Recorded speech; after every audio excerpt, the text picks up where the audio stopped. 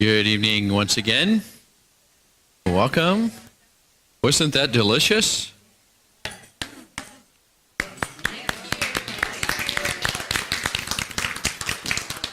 So this is okay.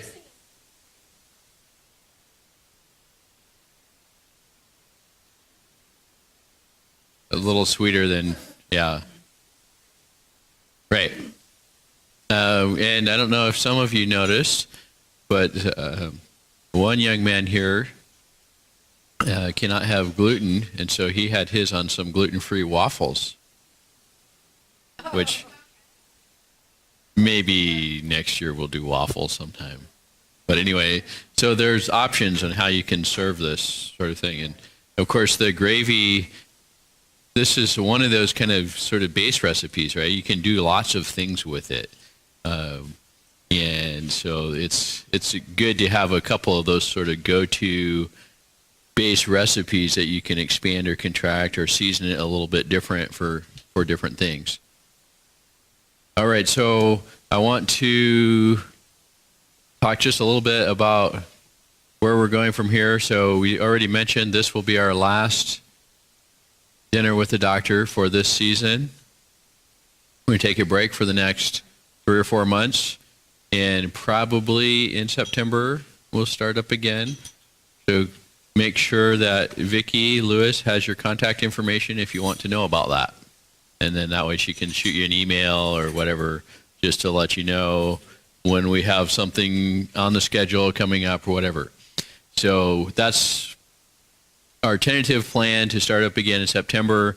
I have already a list of topics in my mind that people have suggested or things that I want to talk about.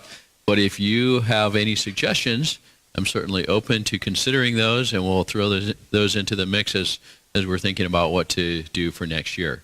So you can either speak to me about that if you have suggestions, or let Vicki know, or most of you I think are on the email list. If you just reply to her email with your suggestions, she'll make sure that I get that.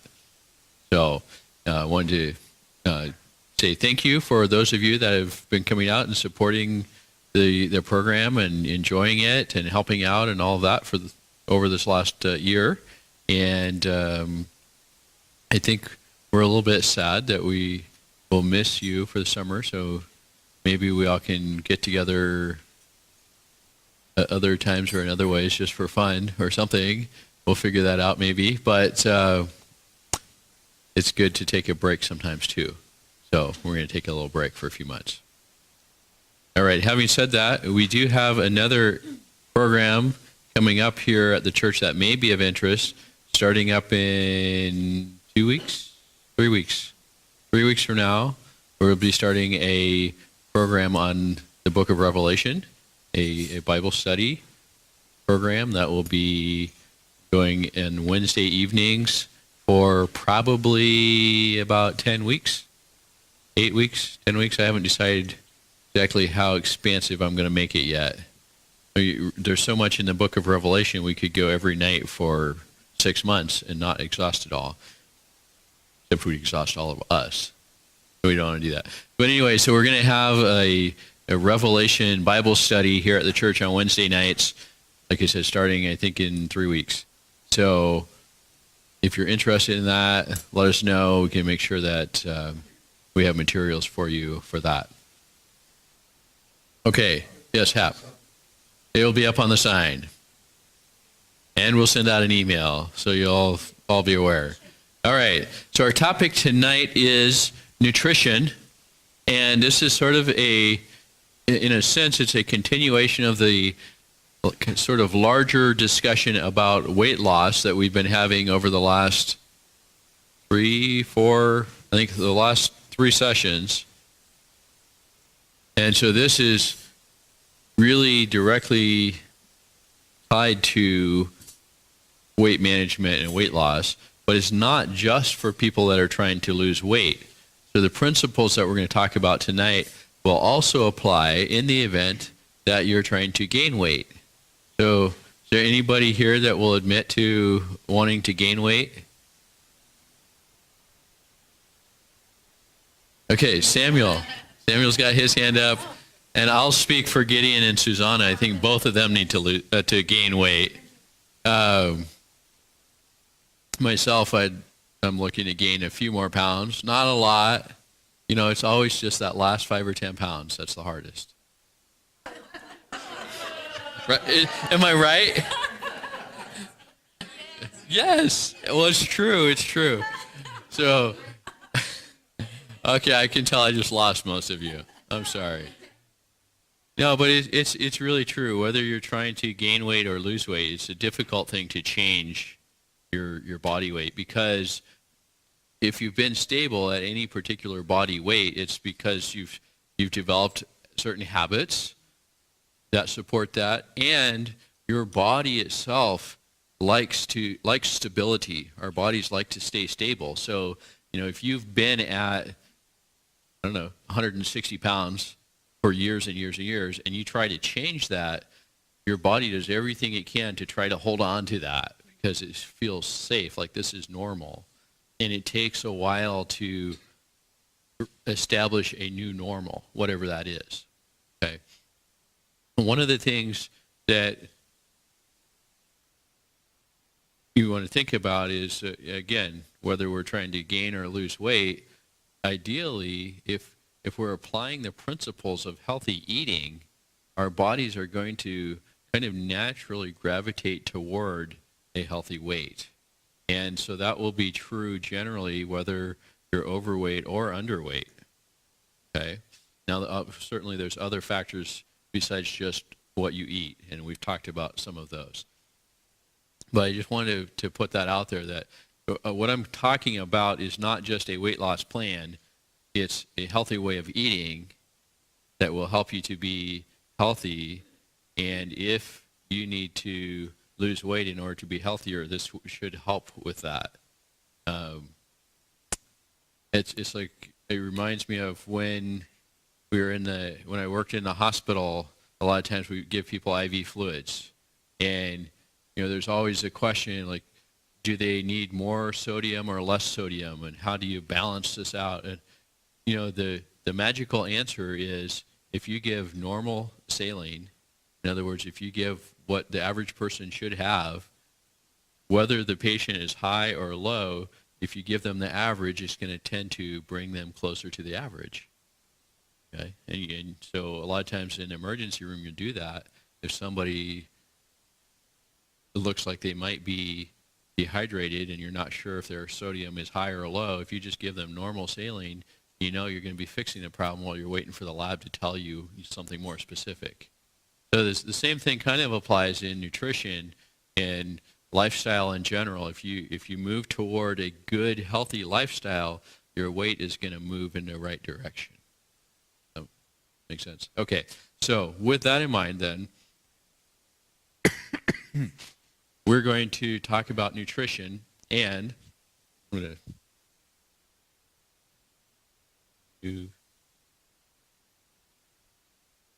you'll see right at the beginning of the handout, nutrition in 30 words. So we could just read this one paragraph and then dismiss for the evening, and we'll be done. Eat whole foods. Mostly a variety of fruits, vegetables, grains, legumes, and tubers, with nuts and seeds. Minimize processed foods and animal products. Eliminate toxins and artificial chemicals. Drink water.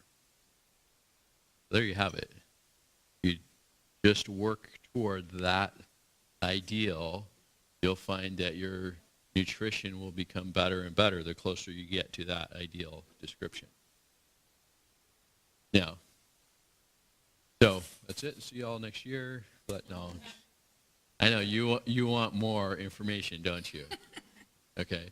So it really is that simple. Okay. We can make it more complicated if we need to, and a lot of times people have questions of application. Well, what about this situation or that situation? I understand all that, but that right there is like, just eat whole foods. That'll get you 80% of the way there. instead of eating processed junk. So many Americans, and now it's not just Americans, people all around the world eat processed foods, and it's just killing us. So eat whole foods. In fact, they even have a whole chain of stores named that, don't they? And there's good reason. That's a pretty cool name. Okay, going on here. So any questions about that? I'm going to go on into more detail, but you understand the big picture here of the sort of ideal nutritional plan.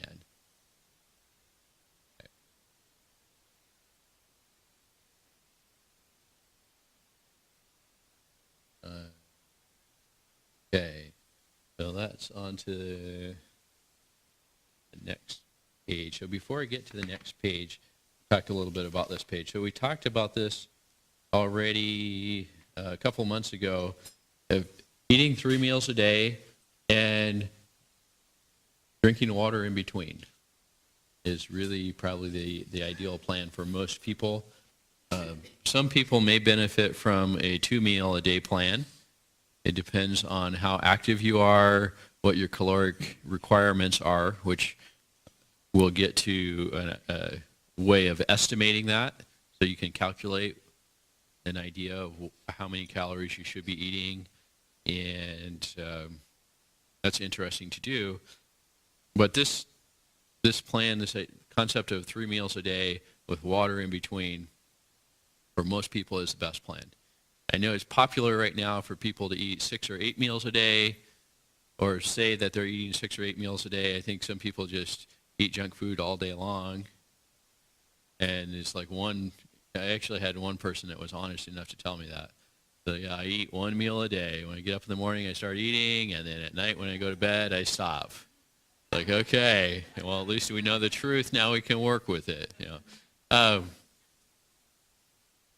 Not everybody that goes for the multiple meals a day, 6 or 8 meals, they're not all into junk food. Some people that do that are really health nuts and are eating really healthy food, but it's still not ideal for the digestive tract. And there's some theories that, well, if you eat multiple small meals, you speed up your metabolism, and that'll help you lose weight. And the research has shown that that's may be true, but it's a very small contributor to actual weight loss.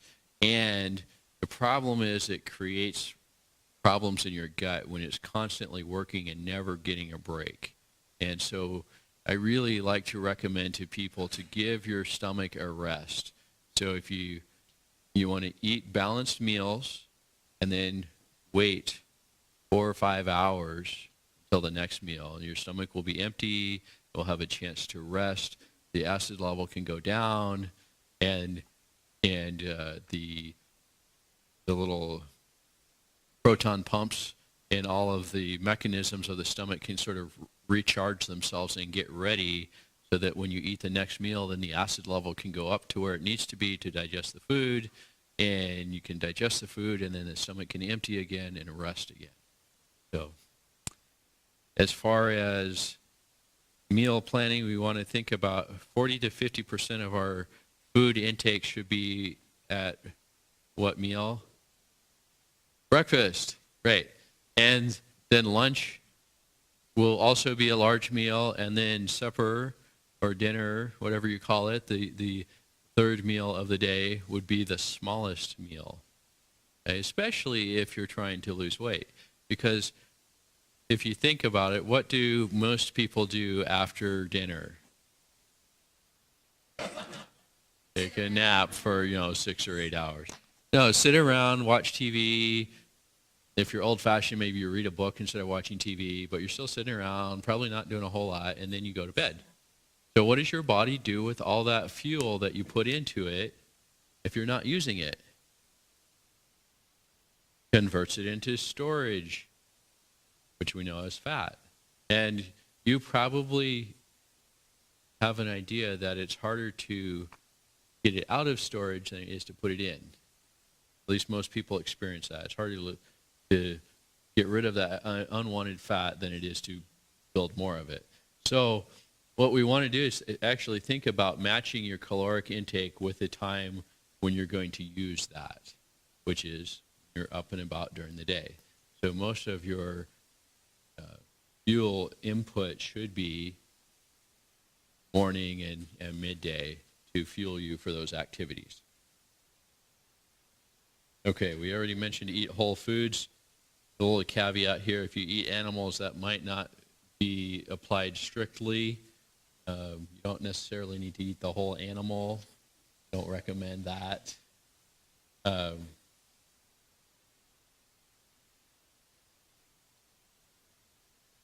Now, I don't have the graph here, but if you can imagine in your mind a graph, but if we put the healthiness of a diet and the frugality or the cost savings of a diet, what we'll find is that it follows this pattern. So the vegan or the no animal products is actually the healthiest and it's the least expensive if you know how to cook and you follow like all the recipes we've been sharing here. Some of them are kind of expensive, but most of them are really inexpensive compared to, for example, if you compare a source of protein of beans versus steak, which one is cheaper? Beans by probably 10 to 1 cheaper. Okay, and it's the amino acids in the beans are actually probably better suited than the ones in the steak. It's way cheaper. So, so we have vegan being the best, a lacto-ovo-vegetarian, which are those vegetarians who eat eggs and use dairy products. That's not quite as inexpensive and is also probably not quite as healthy for most people. And then kind of the distant third with regard to health is omnivores. Those are the people that eat anything. And that actually is a fair bit more expensive. For those of you that are in that category, if you go shopping and you notice the items in your grocery cart, probably the most expensive ones are going to be the meat and dairy products. Unless you're buying some, fancy, exotic, organic fruit from tropical islands or someplace like that. So we keep that in mind. Now, does that mean that you can't be healthy if you eat meat?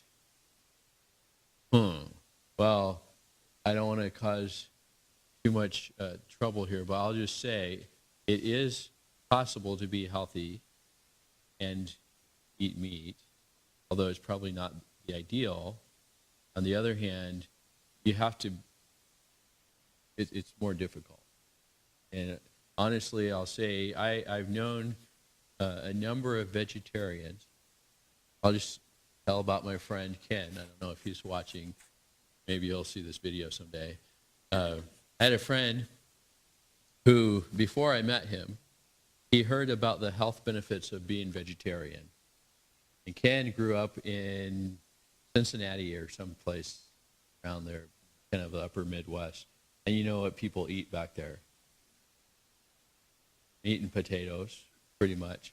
So anyway, Ken, kind of like a lot of people around here. So anyway, Ken was hearing about all the benefits of being a vegetarian, and he thought, oh, this is wonderful, I need to do this. And so he cut all the meat out of his diet. And so what was left was ice cream, potato chips, and cheese pizza. And you're laughing because that's not really a balanced diet. And Ken, he figured that out after a few weeks of eating cheese pizza and ice cream. He just didn't feel good at all. And fortunately, he reached out to some people that knew how to cook. And so they introduced him to things like vegetables, whole grains, and fruits. It was a whole revelation for him. So yes, you can be a vegetarian and really mess up your diet pretty badly. So we don't want people to think that just because you don't eat meat, that means you're going to be healthy by any means. On the other hand, to the idea that you can eat lots of animal products and achieve optimal health is really kind of contrary to what science is showing us now, and it's also contrary to what the Bible tells us, interestingly. The Bible says that God created the world. You read the story? God made a garden, made Adam and Eve, put them in the garden, and he told them they could eat what? Anybody remember this story? Yeah, they could eat the fruits and what we now call vegetables, which are the fruits of the herby plants that grow on the ground, and the nuts and the seeds. So pretty much today what we call fruits and vegetables and nuts and seeds, grains, what God said we should eat. And so it turns out that science is now showing that really is the ideal diet. Okay, so we want to focus on whole foods. If you do choose to eat meat, I strongly recommend that you do so in moderation, that you choose lean meats, ideally free-range organic meats, and the cost just went up even more, right?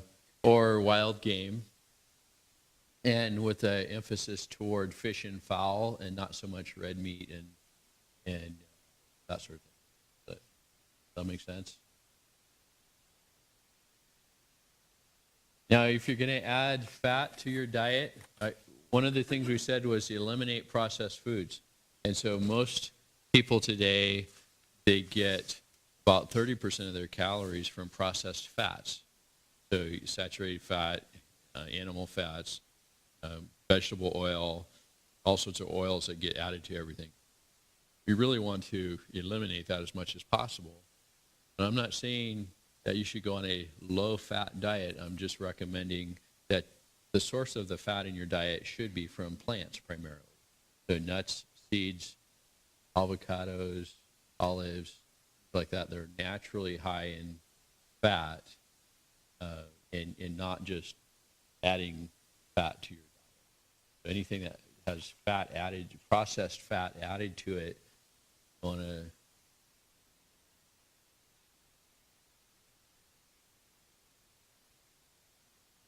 okay.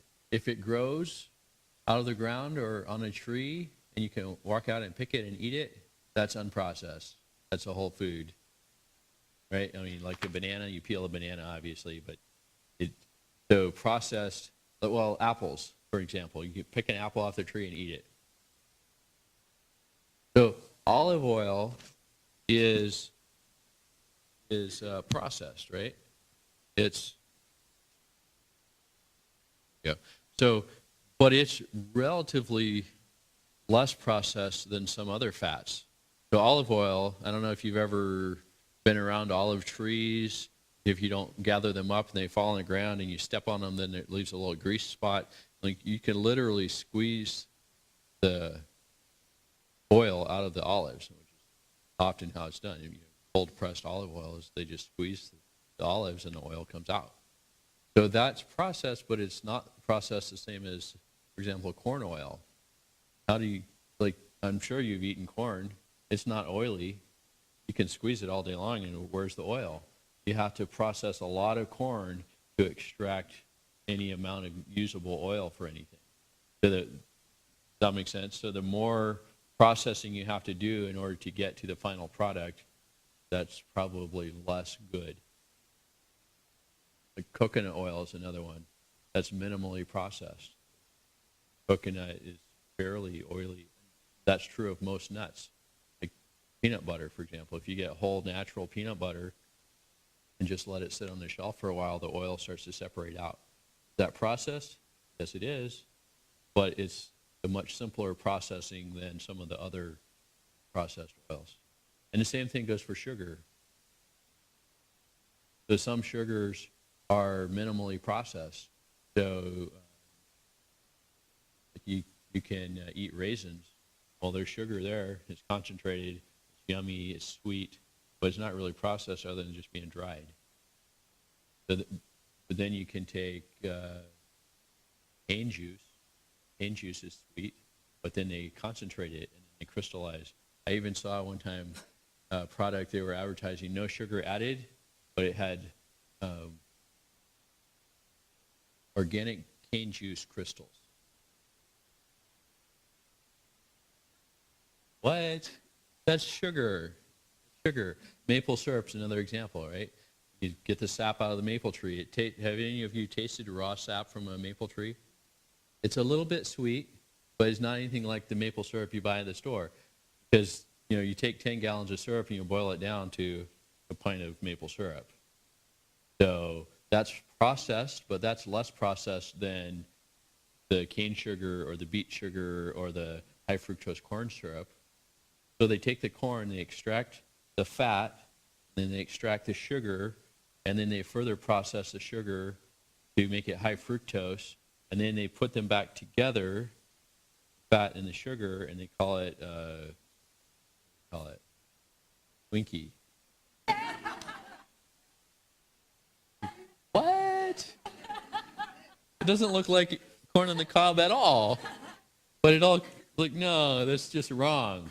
That's what I mean by processed foods, right? So the farther it is from the way God made it grow, the less of it you should eat. That's a fairly simple rule of thumb, but it really holds true. Okay, and if you can't pronounce the name of what's on the ingredients because it's in Latin or some other language that you don't even know, it's like you probably shouldn't eat it. Okay. Food groups here we talked about. Okay, down at the bottom of the first page, about half. Now this is a good rule of thumb for your meals. When you're serving yourself up a meal, about half of your meal should be fruits and vegetables. Maybe about 40% of it should be grains, beans, or tubers, and then the 10% that's left, some sort of nuts or seeds. And that's not a hard and fast rule. It has to be like this exact percentage all the time, but it gives you kind of a ballpark idea. One of the things I see a lot of times that people do, and this is certainly true of omnivores, but it's also true of vegetarians, is there's a tendency to fix a main dish that is protein and carbs. So it could be meat and potatoes, or it could be rice and beans, or it could be whatever that is, and that's the main dish, or maybe a pasta dish. So there you have mostly starch, so that's a carb type thing. So, spaghetti and meatballs. All of those things typically are processed foods, and you're leaving out a lot of the nutrients that you get in eating fruits and vegetables. So really, one of the things that most people need to focus on more is eating more fruits and vegetables first. Or at least when you fill your plate, think about half that plate should be some kind of fruits and vegetables. Big salad, broccoli, whatever fruits or vegetables, depending on the meal. And then the other half is going to be more of your other processed, sort of, not necessarily processed, but your starchy protein type of things, the beans and grains and whatever. Does that make sense? Okay. So when you do that, that in and of itself, for people who are overweight, if they shift the focus toward fruits and vegetables that are less processed and less calorie dense, that's going to help you to lose weight, just that by itself. Yes, Carol?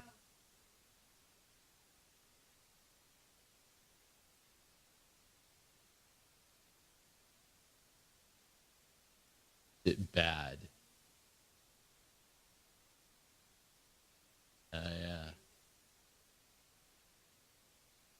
Right, so Best Foods mayonnaise, I haven't read the ingredients lately. But it has oil and it has egg, and most of the mayonnaise products out there, a lot of them will have hydrogenated oils, which are really bad. So I don't remember the ingredients on that particular brand. I think Vicki gave out a recipe for that a few months ago. Anyway, so there's a couple of principles here. Okay, number one is you want to reduce the amount. So you could use Best Foods mayonnaise, just don't use as much of it, and eat a smaller amount. So that would be good. Another thing would be to substitute. So one of the substitutes that we've demonstrated here is tofu based with lemon and other seasonings in it. Not exactly the same, but it has a similar function in that type of a dish. So that would remove a lot of the processed fat and the cholesterol and all of those. And then the next step would be to think about, well, why do you have to have a potato salad with all that stuff added to it? Why not have a baked potato with some salsa on it or something like that, or add some beans and vegetables and then build it in a different way? I mean, it's a completely different meal, right? But so yeah, we don't necessarily say that you have to eat everything the same as you're eating, except somehow make it healthier, because it's like, what's a substitute for a chocolate bar? There isn't one. Okay? So don't kid yourself. There isn't one. So what does that mean? That means if you're going to eat chocolate, buy the good stuff. Okay? Enjoy it, but don't eat it every day. That should be like, that's one of the things where we said minimize, right? Minimize. That doesn't necessarily mean you have to eliminate it. All right, moving on. Next page here. What's a calorie? Now we're going to talk like hard science. We're going to give you some numbers, all that good stuff. What is a calorie? Anybody studied this before? Calorie is a unit of energy, and we actually in nutrition we use kilocalories, the scientific measure, but in common speech we just call it calorie. So the calorie is the amount of energy that it takes to raise the temperature. What does it say there? Of one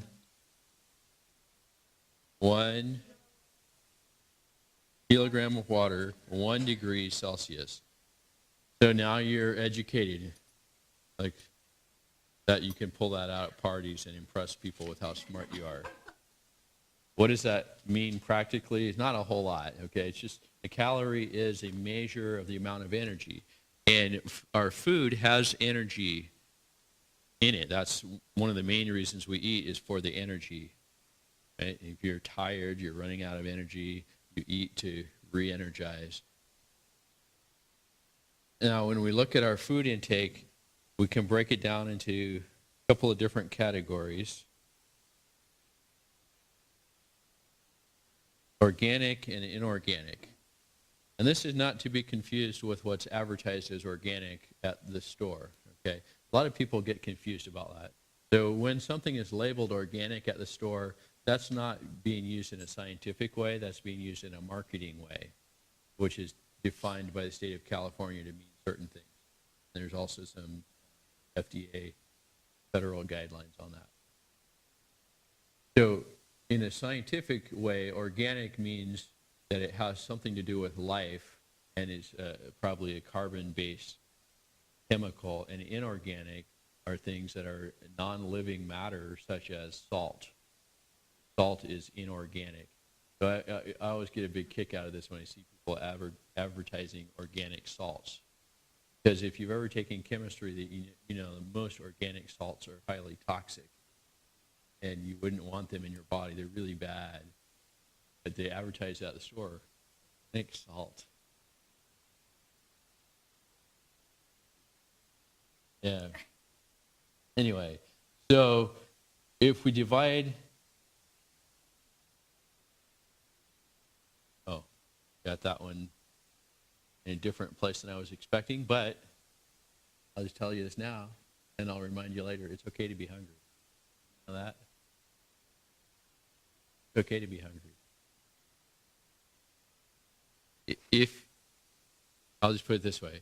If you think that you might need to lose weight, you're not in danger of dying from hunger.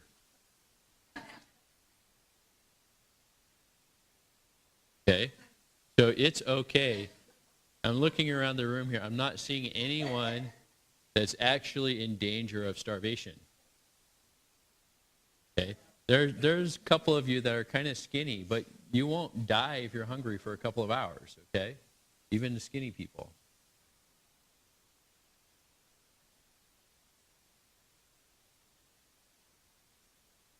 Okay. Well, that may be a different issue. Okay. So if you're getting hungry and you're feeling shaky, sometimes that may indicate a low blood sugar.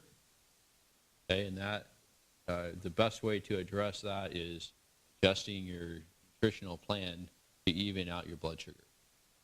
So that's something you want to follow. That. So, but hunger, that feeling you get in your stomach, oh, my stomach's empty, I'm hungry. Okay. You're not going to die from that. And if you learn to just accept that as your stomach is taking a break and it's okay, and just accept that as a reality, say it's okay. Like our culture is so averse to anything that might be slightly unpleasant. Like, if you get just a little bit of hunger, you got to eat something right away. No, you don't. You won't die from that. Just relax a little bit. Let your stomach take a break. And be hungry. And know this. If you're trying to lose weight, if you're hungry, that's when your body is shifting into losing weight mode. So if every time you get hungry, you eat something so you won't be hungry, you're never going to lose weight. And there's lots of ideas out there. People have something to sell you, and they'll tell you something else, but that's the truth. If you're not able to tolerate being a little bit hungry once in a while, you're never going to lose weight. Sorry if that's a shock to you, but it's the truth. Okay? All right. What's next here? Oh, we just totally skipped over. I thought we were doing. Hold on one second. Let me here. Okay. I guess we don't have slides for that. So, yes.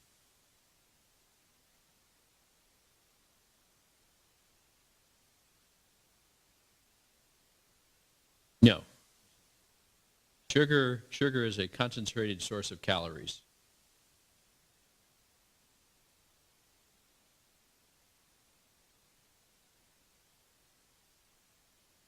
You have to burn sugar to lose weight, yes.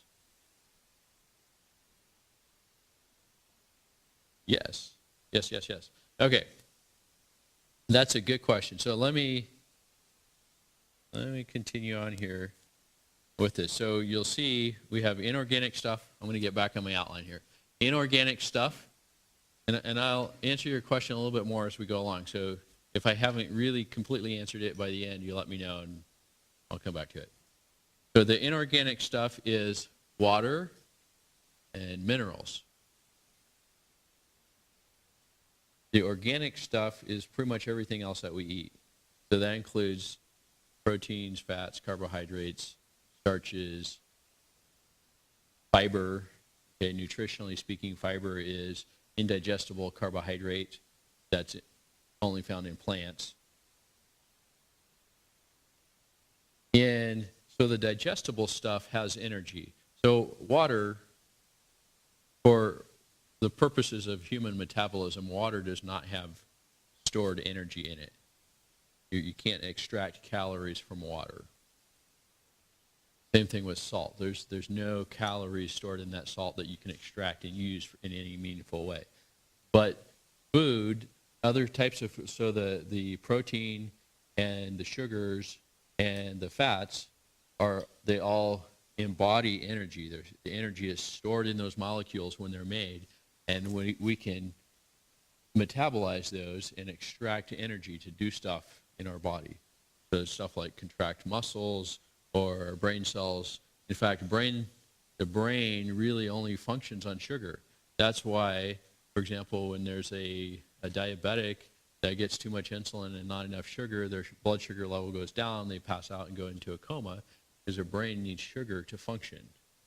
So sugar is very important, but we want to be sure to get that from a whole food, not processed sugar. So here we go. Calories in, you see that in bold letters, right there. Calories in minus calories out equals change in weight. Okay, I mean, if you want to talk about water weight, that's a separate issue. But for purposes of body composition and changing our weight, this is the truth. There are a lot of people out there, again, that engage in magical thinking. Like physics does not apply if you buy my product. Well, physics still applies regardless of what you believe. If you believe in fairies and you get some fairy dust to sprinkle in your shake, and then if that works for you, wonderful. But this is physics, and this is the way it works. Okay. Am I being plain enough about that? All right. So how much should you eat? So we're going to get to an example, and I'm going to go through an example I have worked out here for you, and then if anybody wants to volunteer, we can work through your personal example if we want. So how much should you eat? So these are rough guidelines, and there's a lot of factors that affect this. Your metabolism is affected by genetics, by age, your activity level. That's why we talked about exercise last month, because that tremendously affects your metabolism. Okay, so these numbers are kind of general numbers to give you a ballpark idea, but then if you start with that, you need to, kind of like accounting, you start with the budget, you see how it goes, and then you adjust it to reflect reality to get you where you want to go. So that's what this is. It's kind of like, how do you start with a ballpark figure, and then you need to dial this in specifically for you if this is not working. But a rough estimate is about 13 to 15 calories per pound per day, I should say there. 13 to 15 calories per pound of your body weight goal. Okay. So if you weigh 400 pounds and you want to weigh 200 pounds, you need to do the calculation based on the 200-pound body weight. Okay. On the other hand, if you weigh 200 pounds and you want to weigh 400 pounds, you need to use the 400 pounds to calculate your goals. I hope none of us are in that category. So is that clear? So we're talking about your ideal body weight, whatever that is. So you're going to be in this range of 13 to 15 calories per pound per day. So if you look down here, I did an example of current body weight of somebody that weighs 160 pounds and they would like to weigh 130 pounds. See that there? So I forget which number I used to calculate that. I think it was probably the 13. And so that would mean, so if you're 160 pounds and you'd like to be 130 pounds, you want to be closer to that 1,600 calories than to the 2,000 calories. Okay? Most Americans eat more than 2,000 calories a day. So this gives you a kind of a ballpark starting point for targeting your caloric intake. On the other hand, there may be some of you that are closer to 130 and you'd like to be 160 pounds. So if that's the case, pay attention to that. You might need the higher number. Now, probably the most common question that I get when talking about nutrition and advocating a plant-based diet is, well, how do you get protein? And how much protein do we need? And how can I make sure that I get enough? And my stock answer to that is, if you follow the directions I gave at the beginning of eating whole foods, fruits and vegetables, whole grains, legumes, nuts and seeds, and avoiding processed foods, if you're eating enough of that food to maintain your body weight, you're going to get enough protein. So that's the simple answer. The more detailed answer, if you want a number to go by, the American Dietetic Association recommends this, and I go along with that, 0.8 grams per kilogram of ideal body weight, or to put that in pounds, it'd be 0.36 grams per pound of body weight. So that way you can do your calculation. So for a hypothetical 160-pound person that wants to be 130 pounds, we can calculate That comes out to about 47 grams. Okay, and then I have here, well, so that's going to be roughly 10 to 15% of your caloric intake being protein from whatever source you get your protein from. Then we would say about 20% of calories from fat. Again, these are general guidelines, and our bodies really are very good at, if you're a little off one way or the other, our bodies can adjust. We can actually make fats and proteins and sugars in our body if we have enough raw materials to work with. So it's not like you have to be exactly precise on the percentage or you're going to collapse.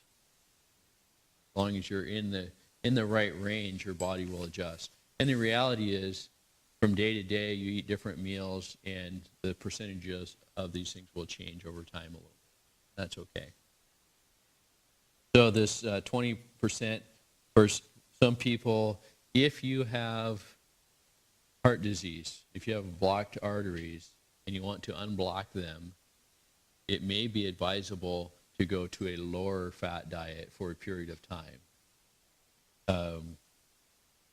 If you're a healthy, active person, you actually can tolerate probably up to 30% fat, provided that's coming from those natural sources that we talked about, so nuts and seeds and minimally processed fats. And then the remainder comes from complex carbohydrates, so that's going to be somewhere around 60, 65%. A lot of people go, 65% carbs. That's not paleo. I know. Okay, but you got to remember, an actual historical perspective, the best evidence we have of paleo diets is very high in plant products. Many indigenous people eat lots of stuff they gather out of the jungle, eat all sorts of plants, which modern people don't eat. So they actually had almost a fruitarian diet in many cultures, where they would eat all sorts of fruits and like that. So I'm not talking about frosted flakes and Pop-Tarts, all that being a source for carbs. I'm talking about whole grains, fruits and vegetables, legumes as being a source of these complex carbohydrates. And when you do that, then that evens out the blood sugar quite nicely, as opposed to processed sugars, which give you a spike and then you crash. Eat more sugar and you spike and then you crash. You want to avoid that roller coaster. Okay. So is there any question about the calculations here? Is that clear enough? Everybody understand that?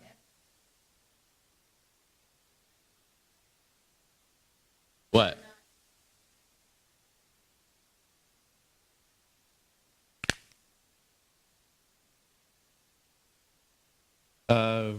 No.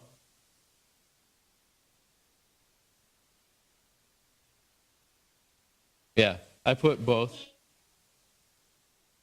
Right, the kcals, that is metric, but we don't have a English standard for measuring calories. We just use the scientific notation on it. Okay, so just to clarify again, when you're doing these calculations, use the ideal body weight that you want to move toward to do these calculations. And then start moving your current intake toward that goal in a sustainable fashion. That's going to be the best long-term solution. Yes. You can. You can do that. Some people make big changes and then they decide they don't like it and they don't want to stick with it, and then they go back to the way they were. And we see that all the time with people that go on diets and crash diets, and then they do the yo-yo thing. That's really bad for you. So it's better to say, hey, like this hypothetical person going from, basically 2,100 calories to, you know, 1,700 calories. So that's 400 calories a day different.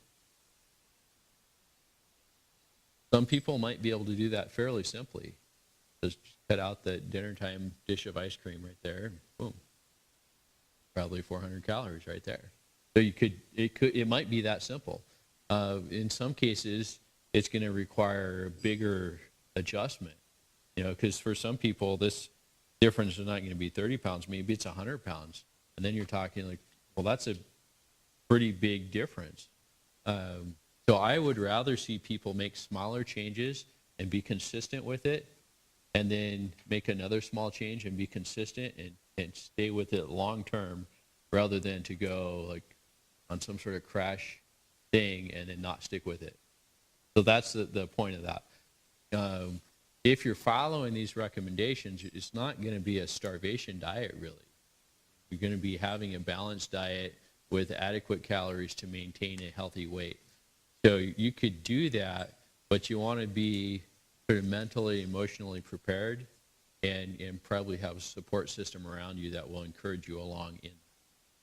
Because for some people, that's going to be a big thing. And especially, so we're talking about two things. We're talking about health and we're talking about weight, which are not synonymous. So when we're talking about weight loss, we're really focusing on caloric intake. When we're talking about overall health, we're also talking about stuff like eating whole foods instead of processed foods. Like your weight, it doesn't matter whether that fat intake comes from, deep fried Twinkies or eating avocados on artisan whole grain bread. If it's just calories, is calories as far as the weight's concerned. Your overall health, it's a huge difference. So move in the direction of healthier and you'll be healthier. And yeah, so if you need to make big changes, okay, just realize big changes are emotionally and sometimes logistically harder to maintain. Doesn't mean don't do it, it just means be aware of challenges. Does that make sense? Okay. Any other questions about the calculations? Yes? No? Okay. Go ahead. Oh, something else?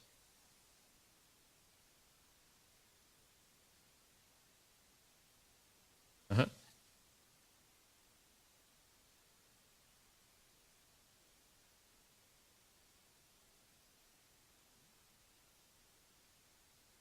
Mm-hmm.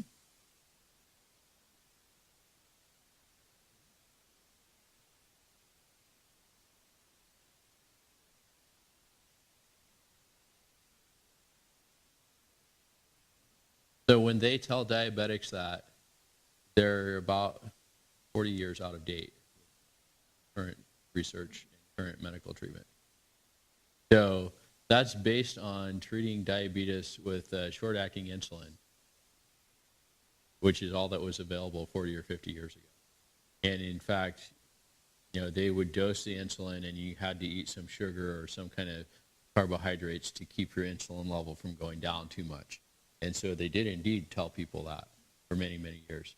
So now for type 1 diabetics, we have long-acting insulin, we have short-acting insulin, and a good doctor should be able to set up an insulin schedule that is based around eating a healthy diet rather than trying to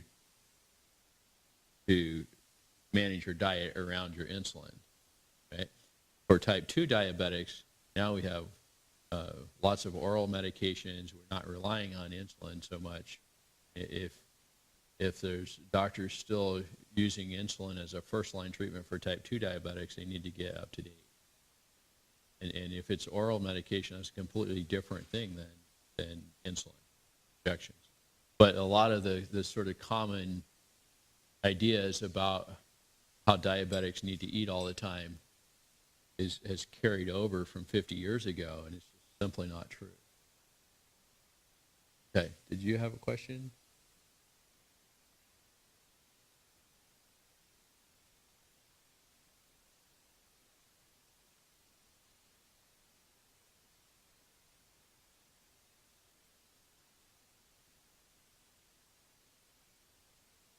Okay, I have a perfect answer for that. If you go on the website, which is you go to YouTube and you search for Scott Valley Seventh-day Adventists, and you go to Dinner with the Doctor, and you go to last month's lecture, and you listen to that, and I'll answer that question at length. But in general, the answer is probably just a little bit more. A little bit more exercise is good. You start with what you're doing and add just a little bit more until you find that right spot. You'll know when you get there. Yeah. Little changes over a long period of time. You're going to hear me say that over and over again. Little changes sustained day after day is what makes a difference in the long run. Okay, I gave you this page 3, Principles of Weight Loss. I've handed that out before. I just thought I'd give it to you again just in case some of you didn't see it before. I'm not going to take the time to go into all the details. If you go to YouTube or Vicki, do we have links to that on our church website? Okay, so you can go to our church website, which is, we should put that on here. Remind me next time. Anyway, if you just search for Scott Valley Seventh-day Adventist Church, you'll find our church website. And I went through this, 3 or 4 months ago, this whole handout. So I want to wrap up with the last page. Is it on the...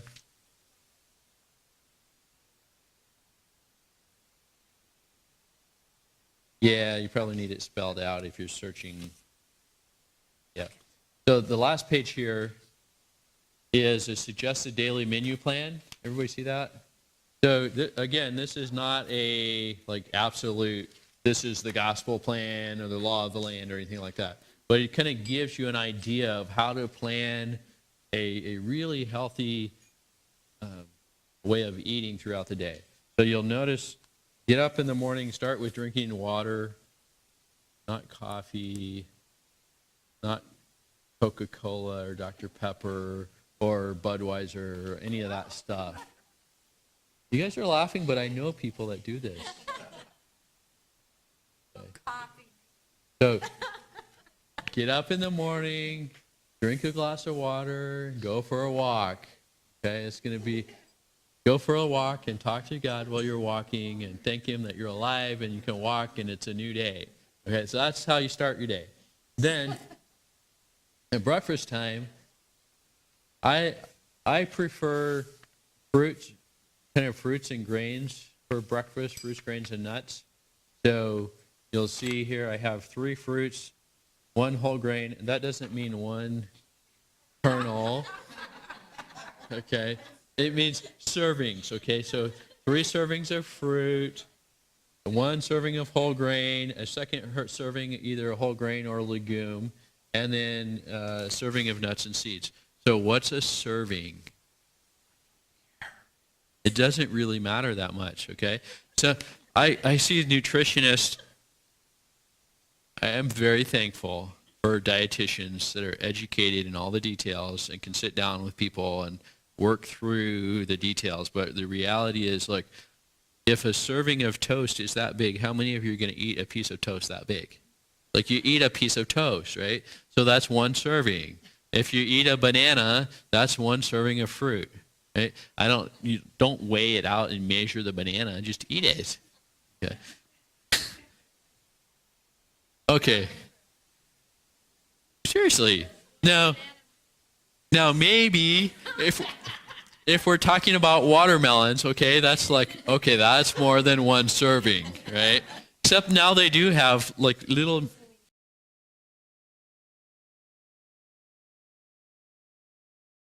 personal size. What have you seen those? They're so cute, little watermelons this big. Okay, but just use common sense. Right when you eat a serving of watermelon, how much do you take a slice and you eat it. You don't measure a specific. So 3 servings of fruit. So whatever that is, an apple, an orange, and a banana. There you go. Or it might be a couple of slices of cantaloupe and some raisins and a piece of papaya. I don't know. I mean, it could be. Variety is good. Variety is good. So the more different varieties of fruits and vegetables and the more different colors and tastes and textures you eat, better off you'll be. Really. God made all of those colors for us to enjoy, and each one of them has different isoflavonoids and different phytonutrients and antioxidants in them, and vitamins and minerals and all that good stuff. So eat a variety. So 3 servings of fruit. Now, what if all you have is apples? Well, you might be full, but by the time you eat 3 apples, you won't have any room left for the bacon and eggs. That's how you lose weight. That's what I'm saying. Right. So maybe you don't eat 3 apples, okay? But just have the general idea in mind of having the servings of fruit, and think of that as a priority for the meal, okay? Because you're not going to starve to death if you don't get enough calories for that meal, but your body will miss it if you don't have those nutrients in there. So make the fruits and vegetables a priority, then the whole grains, legumes, nuts, and seeds. Okay, again, between meals, drink water. Lunchtime, so lunchtime for me, and this is kind of cultural, sort of what I grew up with, right? Lunchtime means vegetables. So we eat fruits for breakfast, vegetables at lunch, right? Is anybody else like that? Some of you are, okay. But there's no, that's not set in stone. Okay. So 3 servings of vegetables. So what does that mean? Well, that means like you have a little salad, maybe you have some broccoli over here, and then you have a carrot, okay? There's your 3 servings of vegetables. Or it could be anything else. And again, whole grain, legume, nuts, and seeds. Then more water. And then for supper, this is the optional meal. Okay, most people skip breakfast. And then they're not feeling so good by midday, so they grab a snack because they're starting to feel shaky. So they grab a donut and coffee and then get on the yo-yo. Right? Don't do that. Eat breakfast. If you're going to skip a meal, skip dinner and then go to bed, because you don't really need those calories to survive through the night when you're resting, doing nothing. Okay. So dinner or supper, again, is going to be fruit, probably. So several servings of fruit, and then probably a whole grain. And that's it. You don't need a huge, big dinner. So make dinner simple and smaller. And then drink water before you go to bed. I don't know. You might not want to do that. Maybe you do. Depends on what you've been doing all day, I suppose. Okay? Now, I hear all sorts of conversations going on. Oh, you don't have to stop. I was just going to join in. All right. So I want to point out what may be a helpful device. How many of you have a smartphone? Yeah? So, if you have a smartphone or a tablet, you can get this app called the Fat Secret Calorie Counter. It's yeah, right there. Fat Secret Calorie Counter. I'm just going to turn my thing on here, see if I'm... Do you have a smartphone?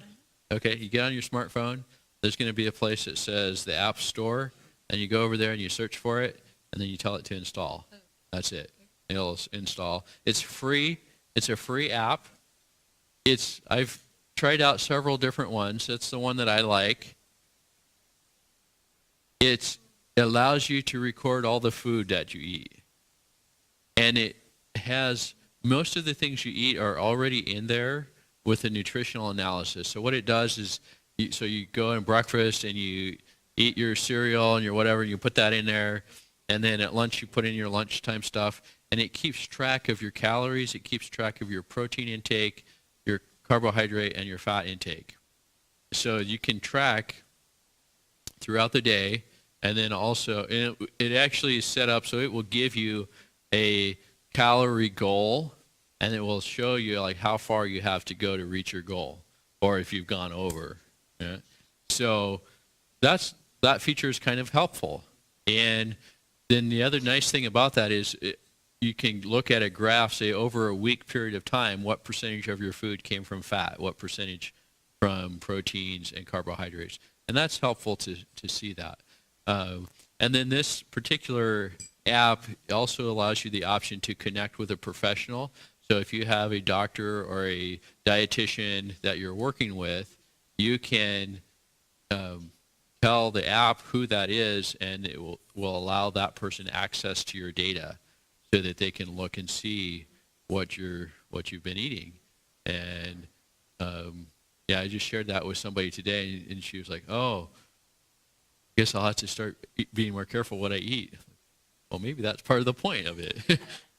But anyway, so this is a free app. I think it's pretty cool. I've used it myself. So I give these lectures and I tell people what to do, and I thought, well, I should check myself and see how close I'm coming to what I'm telling other people to do. And so I've done that for, say, a week or two at a time. I'll record what I eat, and I actually come pretty close to the numbers that I've been giving you guys. I mean, it varies from day to day, but it averages out pretty close to that. This one, it has a barcode scanner. Okay, so if you're eating something out of a box, which is, it's not necessarily bad. There's some good foods that come in a box, but so if you are eating something that has a label, you can take your phone and just scan that, and it's more than likely already in the database. And then all you have to do is say how many servings did you have, and so that makes it really easy to add stuff. You know, some of the like the recipes we did tonight, you'd have to kind of like estimate some stuff to get that in there. But if you're eating any kind of prepared foods, you can probably just scan that barcode and it'll pull it right up. So I really like this app. I think it's very helpful for people that are concerned about their nutrition and want to make sure that they're on target. I don't envision anybody like using this daily forever, but you know, especially if you're in a transition or you're trying to make some improvements and you're not really sure like what your caloric intake is, this is a great way to figure it out. If you don't want to know, then don't use the app. Okay. Yes. What? Yogurt? Sure. Well, that would fit into the eat less of this. Eat less. It's yogurt. So this menu plan is based on a vegan diet. So if you're not vegan, there was a note about that back at the beginning. So if you're going to eat animal products, that fits into the minimize it, and it fits into the area where it would be, say, nuts and seeds on here. So like if you're going to eat something, some kind of animal product, you would think of it as, you know, one serving here, maybe one serving there. Okay? Does that clarify that for you? Okay. All right. So we have a few more questions. I'm happy to answer questions for a little while. Yes?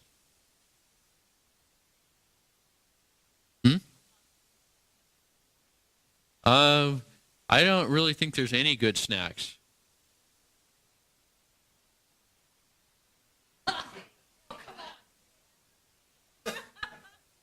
I'm just saying, it will ruin your appetite. No, really, your stomach deserves a break in between meals. Okay, so there's really good reason why I say eat meals and drink water in between. So if you choose to snack, despite my best efforts to dissuade you, popcorn is a reasonably good choice. Now, if you don't add too much butter and salt and sugar, right? Just plain popcorn, pretty reasonable. Yes, Vicky? There you go. Yeah, so your evening meal could be like a snack. Like if you're thinking you want to lose weight, so you're going to skip dinner, but you can't quite do it, so have a little snack for dinner. Perfect. Yes?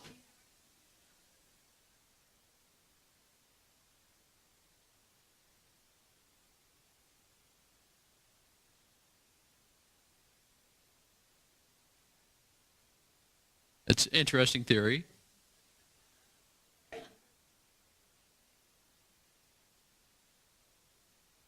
Hmm?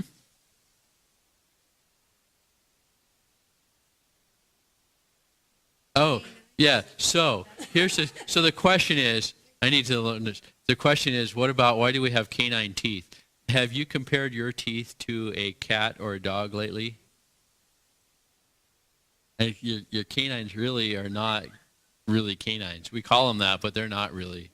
Have you checked out a tiger? Lion, tigers, and bears? No. Our teeth actually are.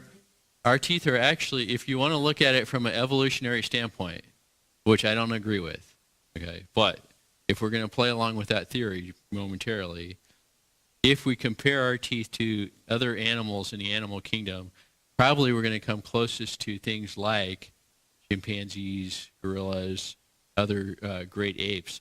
What do they eat? They do occasionally eat eggs. Yeah. Yes, but the vast majority of their diet is plant-based. They do eat eggs. They will eat a bird sometimes if they catch one. They cannibalize each other sometimes. But the vast majority of their diet, there's basically a fruitarian diet with incidental, opportunistic additions of animal products. It's not a meat-based diet where occasionally, like your dog, will eat a meat-based diet and occasionally chew on grass. But the great apes are not like that at all. And so the whole theory about we evolved as meat eaters, number one, nobody has a way to prove that. It's an interesting theory. And number two, the closest analog that we have to humans that are still evolving out in nature are the great apes, which are basically a plant-based diet. So and we do that, and we can see that based on not only dental structure, but also the entire gut structure, which is very different between omnivores, herbivores, and carnivores.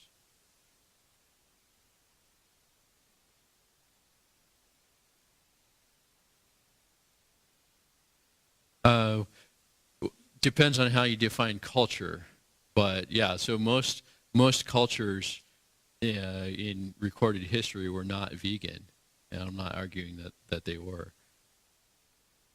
So, okay, yes.